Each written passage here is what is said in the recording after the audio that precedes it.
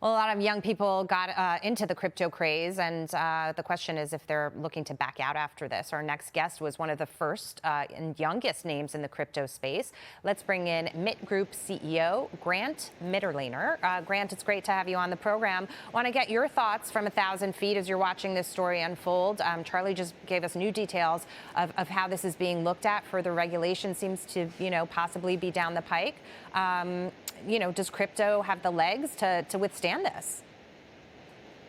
I think it does, but how this was able to happen, how they were able to, investors were investing billions of dollars into equity into FTX, how this was able to happen for the second largest exchange that did not have a CFO, that did not have a board of directors, that was overseas, it wasn't even here in the United States, had 0 ounce of underwriting clearly.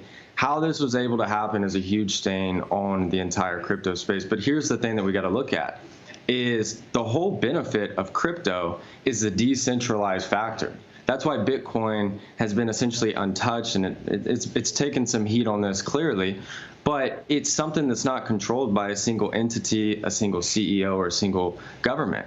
And so we have to look at, for the space to be able to grow, we have to focus on the decentralized aspect of this to where people cannot control with outside sources different currencies. The problem with this FTX thing is they were able to make a coin out of thin air, make it pass it to where anybody can purchase this out of nowhere, take collateral off of it.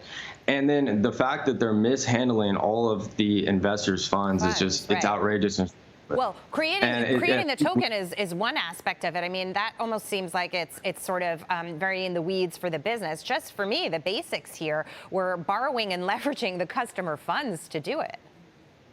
It's outrageous. Well, that's why we need insight. And I would argue earlier, we're debating on, does regulation hurt the industry? Of course not. We need regulation within fairness. For example, anything related to the stock market is regulated. Anything related to real estate is regulated. We need to protect investors' funds. And the fact that these exchanges are not having to show proof of funds, a one-to-one basis, that they are not gambling away retail investors' hard-earned money, that's ridiculous. And you cannot expect a market to 10x or 20x if that's not protected, because these investors, we cannot expect them to be a perfect expert. We cannot expect them to know that they. Part of, Grant, why it was attractive to people was because it wasn't regulated, and so we could have conversations about what that means to certain investors, and we've been having this conversation for a long time. Buyer beware with crypto. I mean, people were warned. I've got 20 seconds. Yeah, I would say look, you have to look at Bitcoin is decentralized and you can't control it. That's something that you can store and hold for long term. These made up tokens overnight, what is the difference between that and some random government having an overprinted currency that causes inflation and hurts the middle class and the consumer? Right. So we have to bet on long term. We got to get rid of the bad actors and focus on repairing and fixing this for the long term. Grant, thank you so much. Good to see you. Thanks, Jackie. Appreciate it.